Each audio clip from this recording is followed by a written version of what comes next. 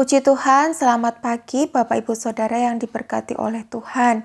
Pada kesempatan pagi hari ini kita akan sama-sama merenungkan kebenaran firman Tuhan dari Injil Matius pasal 2 ayat 13 hingga ayat yang ke-15. Demikian firman Tuhan. Setelah orang-orang Majus itu berangkat, nampaklah malaikat Tuhan kepada Yusuf dalam mimpi dan berkata, "Bangunlah, ambillah anak itu serta ibunya. Larilah ke Mesir dan tinggallah di sana sampai aku berfirman kepadamu. Karena Herodes akan mencari anak itu untuk membunuh dia." Maka Yusuf pun bangunlah, diambilnya anak itu serta ibunya malam itu juga, lalu menyingkir ke Mesir dan tinggal di sana hingga Herodes mati. Hal itu terjadi supaya genaplah yang difirmankan Tuhan oleh Nabi, "Dari Mesir kupanggil anakku." Bapak Ibu Saudara yang diberkati oleh Tuhan, renungan pagi hari ini saya beri judul self pity. Sebelum saya lebih jauh menjelaskan tentang perikop ini, saya akan terlebih dahulu menjelaskan tentang apa itu self pity. Self pity adalah satu sikap memanjakan diri dengan cara memikirkan kesedihan atau kemalangan diri sendiri. Jadi self pity ini adalah satu perasaan bahwa kita adalah satu-satunya orang di dunia yang mengalami penderitaan. Hanya kita seorang yang mengalami kemalangan ini.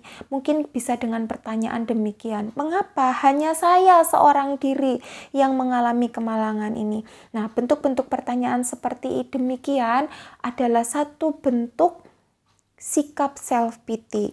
Nah, Bapak Ibu Saudara yang diberkati oleh Tuhan, pada hari ini kita akan belajar bagaimana caranya agar kita sebagai orang percaya, sebagai anak Tuhan, tidak terjebak dalam situasi ini, tidak terjebak dalam perasaan mengasihani diri sendiri. Jadi mengasihi diri sendiri atau self compassion itu berbeda dengan mengasihani diri sendiri, yaitu self pity. Bapak Ibu Saudara yang diberkati oleh Tuhan, di dalam Injil Matius pasal 2 ayat 13 sampai ayat 15 ayat yang sudah kita baca itu merupakan kisah di mana kelahiran Yesus mulai dari Matius pasal yang kedua ayat yang pertama hingga ayat yang ke-23. Satu kisah di mana ketika Yesus lahir, Yusuf yang dipercayakan oleh Allah untuk menjadi ayah di bumi bagi Yesus mengalami satu tekanan, satu penderitaan yang luar biasa. Apa yang dialami oleh Yusuf pada waktu itu adalah satu pengalaman mengalami situasi atau kondisi yang tidak baik-baik saja, Bapak Ibu Saudara. Yusuf bersama Maria dan bayi Yesus mengalami keadaan yang sulit, tidak aman, ada dalam penderitaan, ada dalam situasi yang terancam. Namun kita melihat Bapak Ibu Saudara bagaimana Yusuf, seorang yang begitu tangguh, begitu luar biasa, dia tidak terjebak dalam sikap atau perasaan self pity. Tetapi Yusuf justru melakukan atau memilih sikap sebaliknya. Dia bersikap taat, bertanggung jawab dan tidak mengeluh. Dia bersyukur atas apa yang dikaruniakan kepada dirinya. Bapak Ibu Saudara yang diberkati oleh Tuhan, kenapa Yusuf sampai harus menyingkir ke Mesir?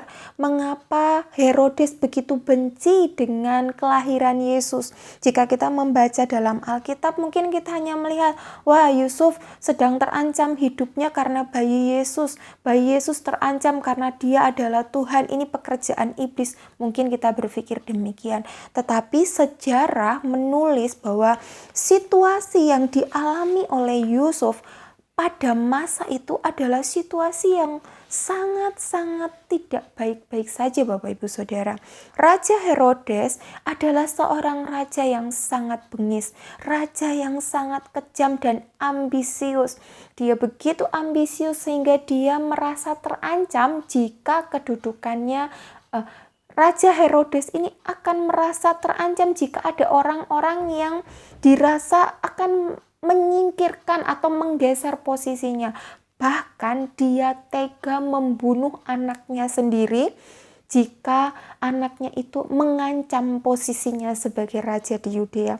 Bisa dibayangkan Bapak Ibu Saudara betapa kejamnya Raja Herodes ini. Bahkan ada buku sejarah yang menuliskan satu gurauan Kaisar Agustus kepada Raja Herodes ini demikian, "Lebih baik aku menjadi hewan peliharaanmu." Bahkan Kaisar Agustus berkata, "Lebih baik aku menjadi babi peliharaanmu daripada menjadi anakmu." Karena Raja Herodes ini tega membunuh anaknya sendiri, karena anaknya itu menjadi sebuah ancaman bagi dia dalam hal pemerintahan, kedudukannya sebagai raja. Ketika orang Majus datang kepada Raja Herodes dan mengatakan bahwa seorang raja baru lahir, Raja Herodes merasa terancam. Itulah sebabnya ketika dia tahu bahwa dia sudah ditipu oleh orang-orang Majus, Raja Herodes mengambil satu tindakan yang sangat amat kejam.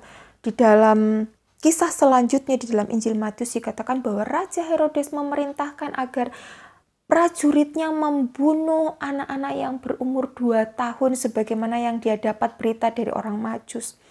Apa yang dialami oleh Yusuf adalah situasi yang tentunya sangat membuat tidak nyaman Bapak Ibu Saudara.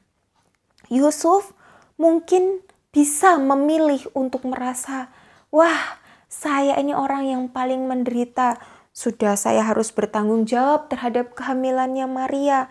Kemudian saya harus bertanggung jawab atas kelahiran Yesus yang bukan perbuatan saya. Mungkin dia bisa berkata demikian.